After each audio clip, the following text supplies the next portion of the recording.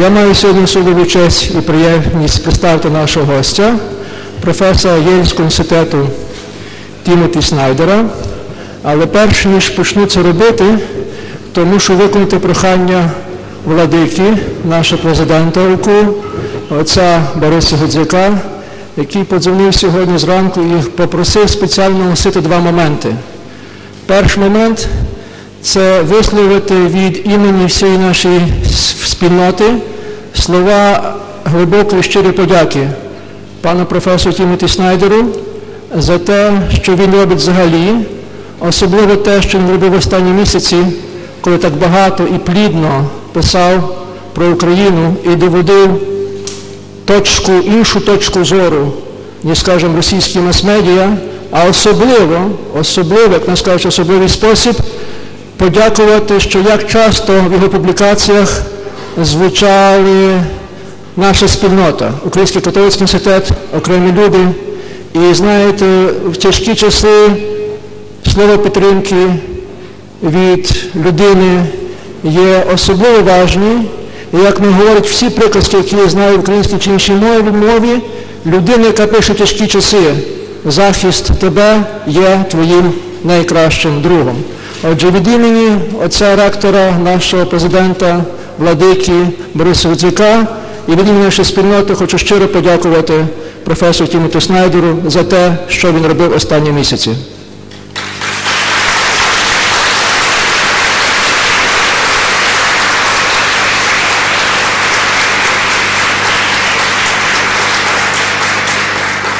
А друга справа, яку ми просив підняти наш владика, вже не є така, як би сказати, формальна, а дуже особистісна, але дуже зворушуюча. Отже, він просив передати професору Тімоті Снайдеру, що вчора під час вечері був наш патріарх, і професор Тімоті Снайдер подарував йому свою книжку. І отже, основний меседж, який просив передати владика, що блаженніші досі тішаться цією книжкою, як мала дитина. А тепер я перейду до презентації і хочу сказати, що я надзвичайно люблю цей університет. Мені надзвичайно тут добре і комфортно. Я відчуваю себе тут дуже захищеним, як сподіваюся, всі ми тут. Але найбільше люблю його за повагу до людської гідності. Мені дуже приємно дивитися, як він росте, як він відкриваються нові програми. І я не можу говорити за всі факультети. Я знаю тільки свій факультет. Я можу сказати, що наш декан Ігор Скочеляс – це, напевно, зараз найкращий декан в Україні, який тільки існує. З чим себе можемо поздоровити. Зокрема, він дуже амбітний, відкриває нові програми. І зараз, ви знаєте, цього року відкривається програма публічної історії. Я дуже тішуся цьому. Ми вчора мали великі дискусії про Першу війну, де були вчителі, казали, яка велика потреба мати публічних істориків, щоб хтось доносив ці погляди до ширшого загалу, що мав дискутувати в більш якийсь менш інтелігентний спосіб. Я думаю, що відкриття цієї галузі публічної історії є дуже важлива і дуже нагальна справа, і це робить честь нашому декану, що він за це взявся. Але в кожній спеціальності є подвійне дно, ми це знаємо. І ви, може, знаєте таку відому приказку про публічних інтелектуалів, що чим більше він публічний, тим менше він інтелектуал. То саме стосується істориків. Дуже часто, чим більше вони публічні, тим менше вони інтелектуали. Тому мою нагоду впровадити професора Снайдера я хочу скористатися в інший спосіб. Не просто як інформаційний привід, як сказали б наші журналісти, а як привід до рефлексії. Чим би мала бути ця спеціальність і яким би мав виглядати публічний історик. Я дуже жалію, що в українській мові немає артиклів. Бо якщо б були артиклі, мені було б зараз набагато легше говорити. Ну, може, тільки скажу. Тим, хто не дуже добре знає англійську мову, не знає в англійській мові два артиклі – A і the. A – то один з багатьох, а the – це головний. Той, що в себе всі ці риси найкраще, скажімо, якось відображує. Отже, є A public historian і the public historian. Якщо ми говоримо тепер про Тімоті Снайдера, то це є the public historian. Я не знаю зараз іншого історика, який має такий статус публічності, як Тімоті Снайдер. І тому, скажімо, це для нас є жива рефлексія, живий привід до, який ми хочемо мати ідеал свого історика.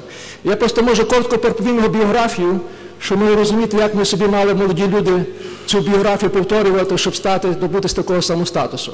Ну, перш за все, треба захистити дисертацію. Це є мінімум. Найкраще захистити дисертацію в університеті.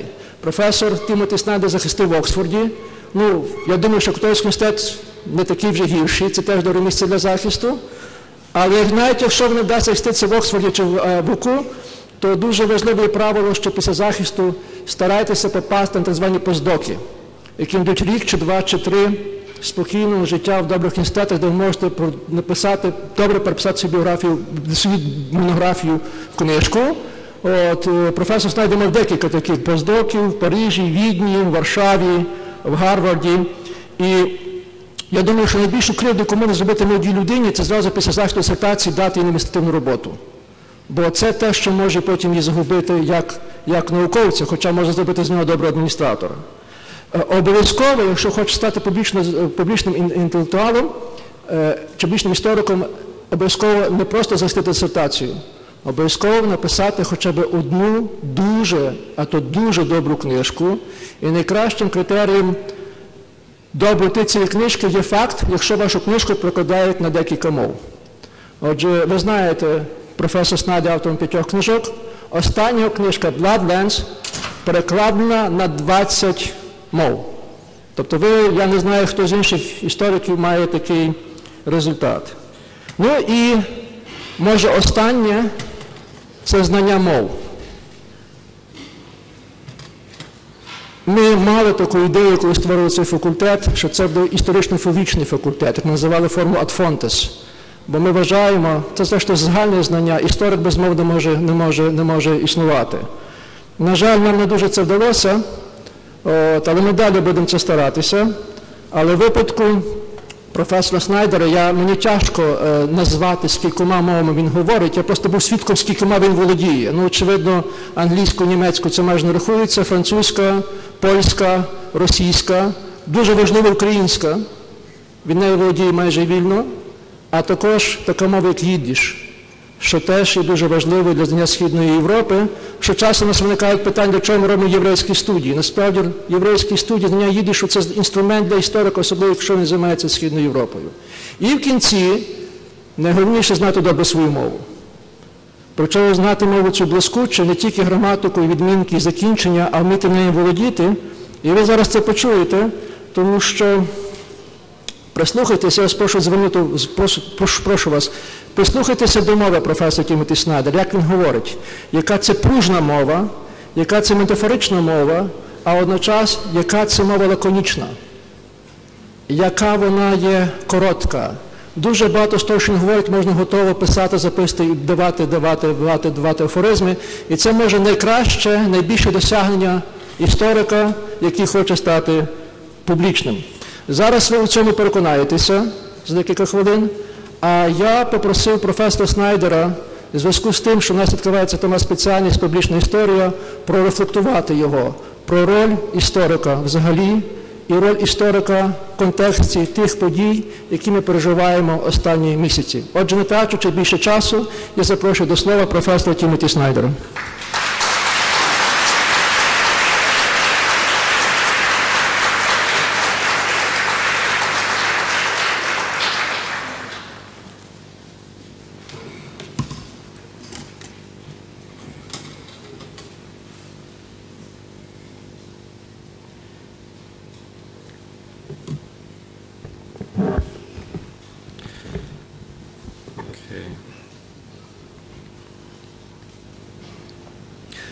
Vladiko, Excellencies, colleagues, friends, students, Slavko, from whom I've learned so much.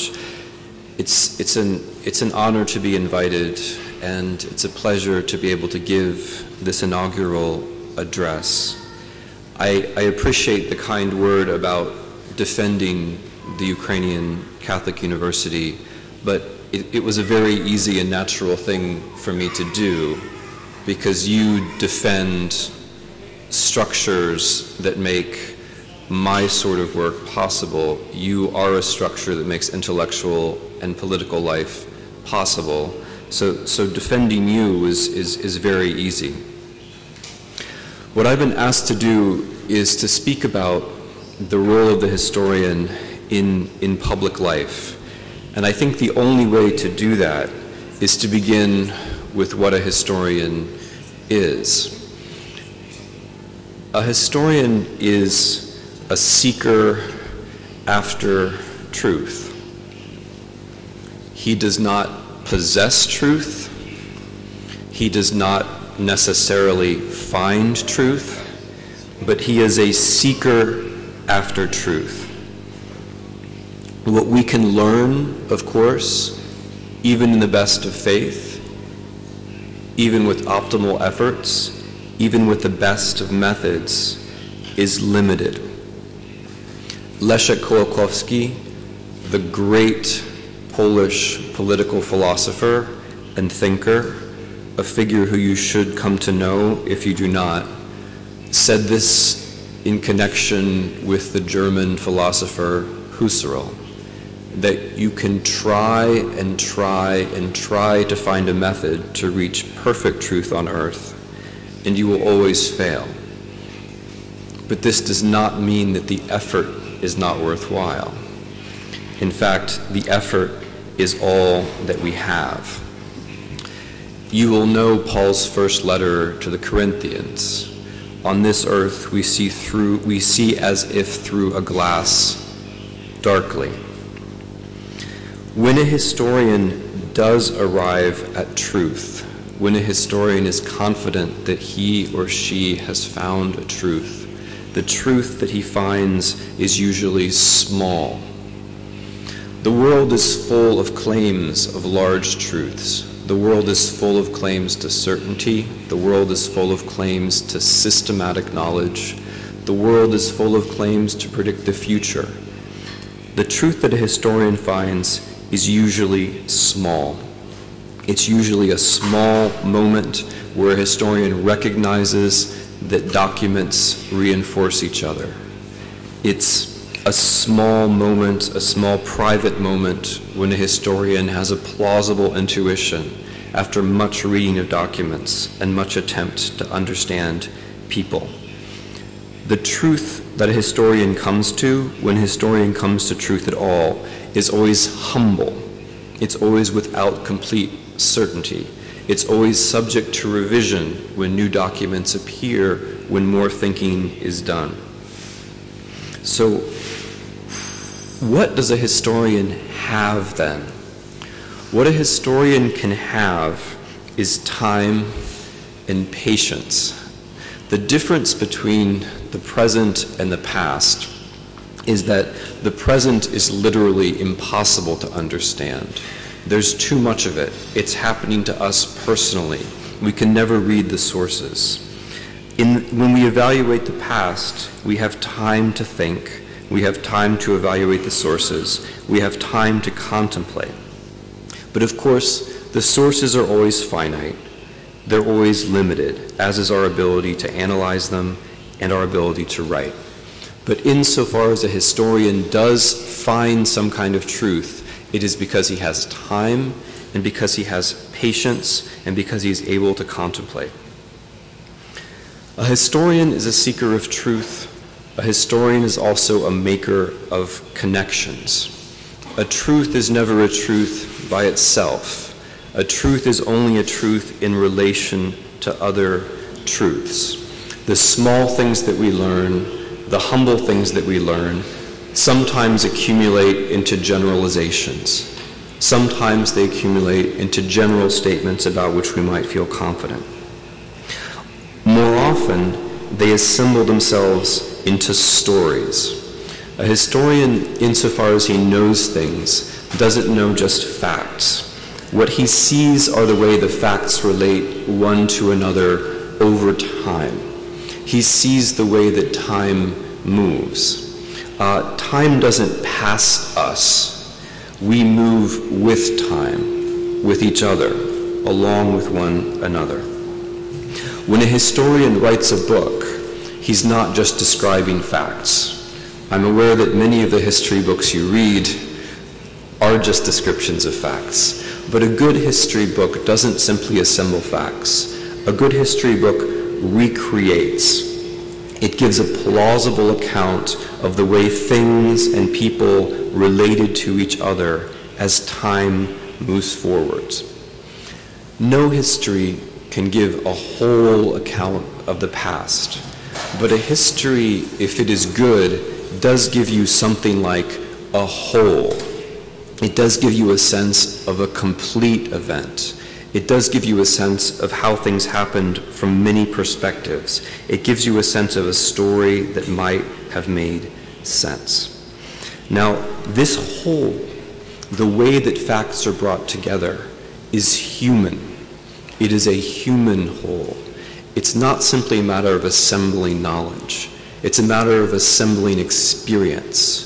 It's a matter of assembling the way people in the past came to knowledge and accumulated knowledge. In other words, history has to be about sympathy. History has to include the ability to see human beings as human beings, to see human beings as different human beings from oneself, and to see their world from their point of view. I'm sure you'll know another famous passage from Paul's first letter to the Corinthians. Though I speak with the tongues of men and angels and have not charity, I am as if a sounding brass or a tinkling cymbal. Коли я говорю мовами людськими та ангельськими, та любові не маю, то став я як мід та дзвінка або бубон худячий. Without love in the sense of seeing things from the point of view of the other, without love in the sense of understanding other human beings as equally human, history becomes impossible. The connections that are history become impossible to see and impossible to make. So if a historian is a seeker of truth, the seeker of impossible truth, and a historian is a maker of connections, what can a historian do in the present? I've just said that everything a historian can do has to do with time and contemplation and sources and humility. We only have that when we think about the past. What then can a historian do in the present?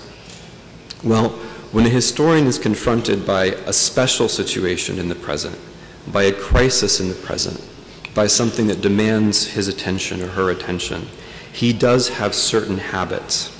He has the habit of the search for truth. He has the habit, hopefully, of empathy. And occasionally a historian even has some factual knowledge, which can turn out to be useful. My colleagues are laughing. The rest of you don't yet know why you should be laughing. So what can a historian do with these very humble tools, with this search, with this empathy, with this knowledge? What we can't do is we cannot predict the future. Much as we are asked to do so all the time, we cannot predict the future. We cannot even predict the past, right? If you ask me what happened in 1649 in a country on which I'm not a specialist, I cannot predict that any more than I can predict the future. We can only understand the things that we do understand. But what we can sometimes do in the present is that we can exclude possibilities. We can say that certain things are not happening. And this very limited ability can sometimes be very important. Let me try to explain what I mean. The world of what is possible is vast. But the world of what is impossible is vaster still. Sometimes what a historian is able to do is make a distinction between what might be happening and what is certainly not happening. This is what Isaiah Berlin, another outstanding East European thinker who you should come to know if you don't, called the sense of reality. The ability to resist the impossible. The ability to have some sense that whatever is happening, it's not what someone else is saying is happening. And of course, this, insofar as I or other historians had useful things to say about the Maidan, this was what helped. I couldn't know for certain, any more than anyone else could, what was happening on the Maidan. But I did know that certain things were not happening. I did know that certain descriptions being provided from afar were not accurate. Of course, I had sources. I had human contact. I had a certain amount of empathy. But I also had the historian's ability to know what was not true, what was not possible, and therefore what was a lie. One can be uncertain about exactly what is happening and yet be certain that some things are not true. And this sort of confidence or this sort of ability is important. Now, this brings me to the question of propaganda and living in a world of propaganda and how history can help with propaganda. In the last few months in this country, you have been living, I think, at a juncture of two worlds, two worlds of knowledge, or two worlds of understanding whether knowledge really exists or not. Because you see, the dark thing about propaganda, or the dark thing about propagandists, is not so much that they lie. It is that they believe that there is no truth. They believe that people who seek truth are either hypocrites or liars. They believe that everything that I've said thus far is not true. They believe that there's no truth to be sought after. They believe that all that exists are emotions and memories, and that these emotions and memories are resources to be exploited. That is a worldview. That is a worldview of the propagandist. You know the examples better than I do. The idea that everyone is a fascist, or the idea that Europe is decadent. These are powerful ideas. They play on memories, and they play on emotions. And of course, the great temptation for a historian, or the great temptation for anyone who knows something about the past, is to do this sort of thing, is to exploit knowledge, to exploit empathy, and to make propaganda too, or to make propaganda back, or to fight propaganda with propaganda. But in the end, although there will always be propaganda, and there will always be exploitations of memory, history can only defend itself by remaining history. Historians can only defend themselves and others by remaining themselves. A historian can say what is propaganda and what is not, so long as he remains a historian. The moment the historian moves into that other world, where there is no truth and therefore no search for truth, into that other world where human emotion is nothing more than a resource, he can no longer defend himself or others, at least in the most important ways. Historians also sometimes can see patterns. Sometimes historians can see through the references of propaganda, the mechanisms of memory, and have some sense of what might actually be going on. When historians speak about history and its resemblance to the present, they don't usually talk about analogies, because an analogy is something literary. Historians don't talk about repetitions, because of course history never repeats. They do, however, sometimes see patterns. So when I think about what is happening in Ukraine today, I do think about Munich in 1938. Perhaps not the same way that everyone else does. I think about Munich because I think of Hitler's invention of the term Sudetenland, so much like the invention of the term Novorossiya.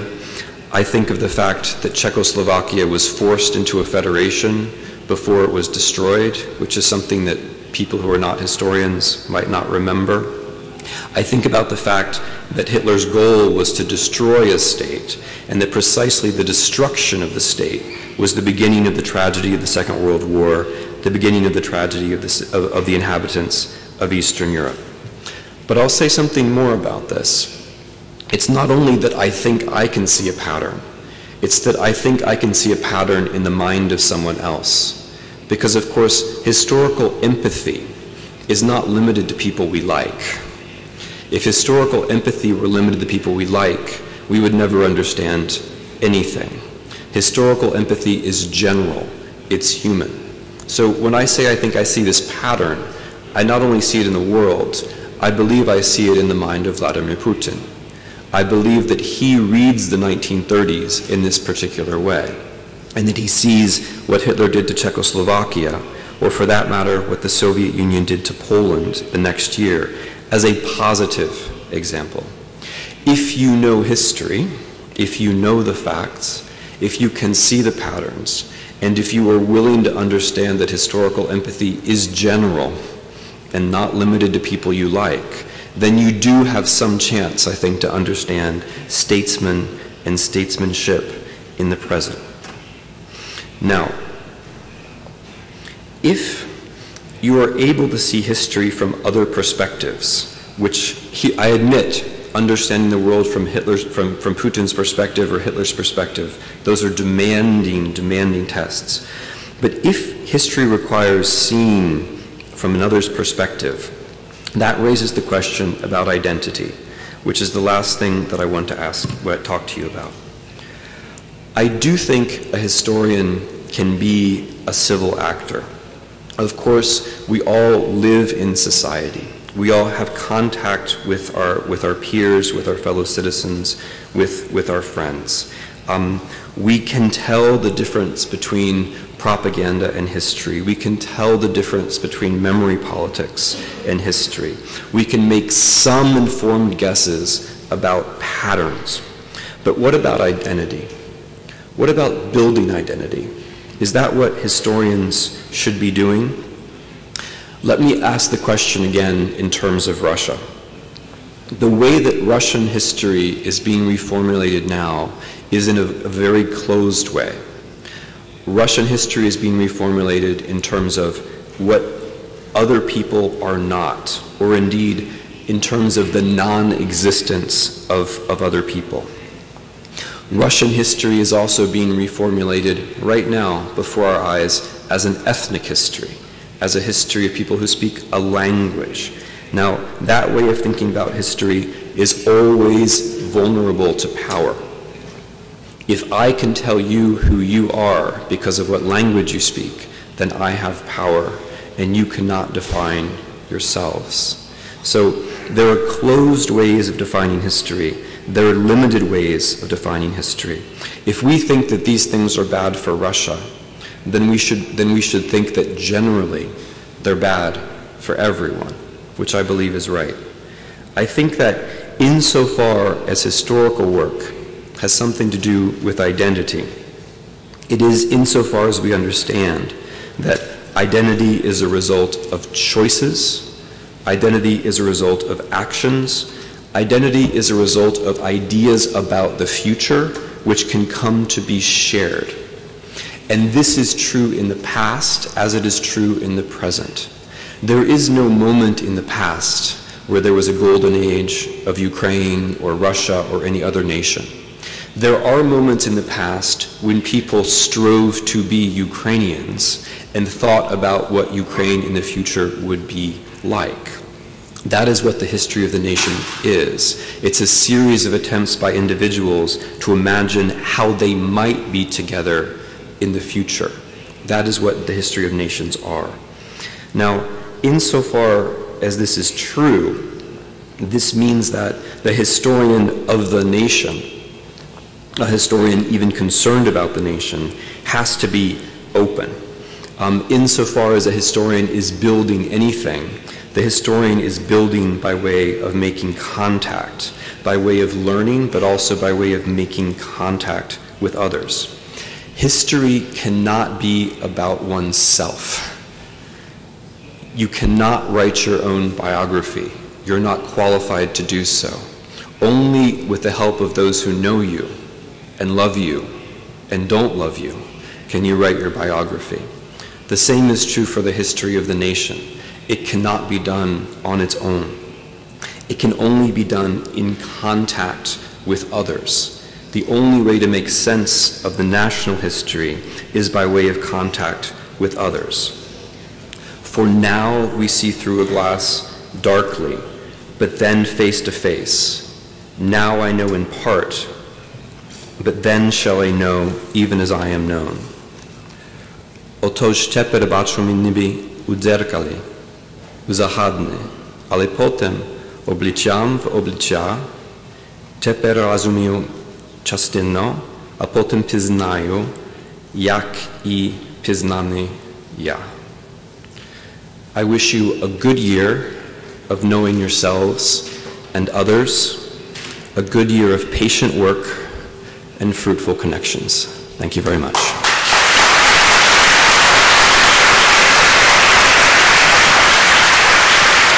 Сучасніший отче ректора, прошу до подячного слова.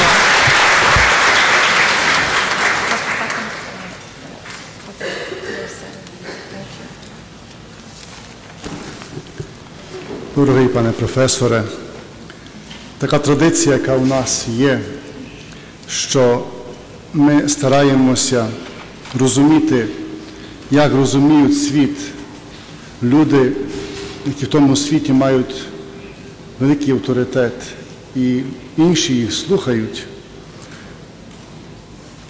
Таким чином ми запрошуємо, що ми хочемо почути тих особисто, які справді для нас є великим авторитетом. І ми тішимося, що ви сьогодні є посеред нас. Для мене дуже важливим було почути, як історика, кілька напрямних, які я ще від вас не чув, може, не був на ваших лекціях. Дуже важливим, я там позвучало слово «покора», що історик має бути дуже великої покори перед тим, що напише, щоб, як ви сказали, він не писав свою біографію чи біографію свого народу, але щоб зумів відчути справді, як ці процеси заходили, бо люди творять історію. Історія – це є історія людей, їхньої думки. Як дуже часто бачимо, і ви це сказали, що люди теж і дуже сильно спотворюють історію. Задля конкретних цілей.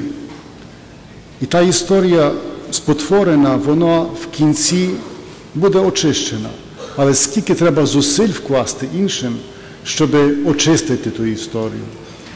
Ми вам дякуємо, що ви очищуєте історію, що ви витягаєте ту правду, ті маленькі перлинки правди, ставите перед нами і говорите, ось це перлина. З неї починайте. Ми справді не раз будемо вас ще вітати в нашому університеті. Ми переконані. Але ця лекція, яку ми сьогодні почули, вона показує нам, як добрий був наш вибір. Дай вам, Боже, великих успіхів. Успіхів, які далі будуть служити правді. Бо для того, власне, ми знаємо, ви вкладаєте великі зусилля в своїй творчості, щоб люди пізнали правду. За це вам дуже дякую.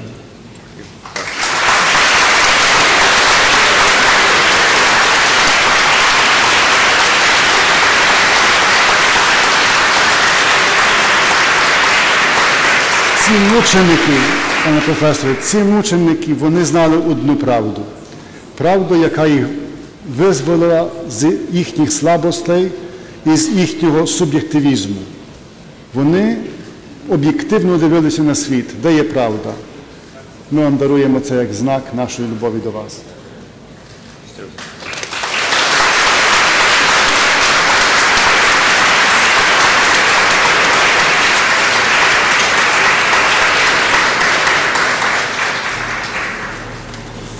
Щиро дякую.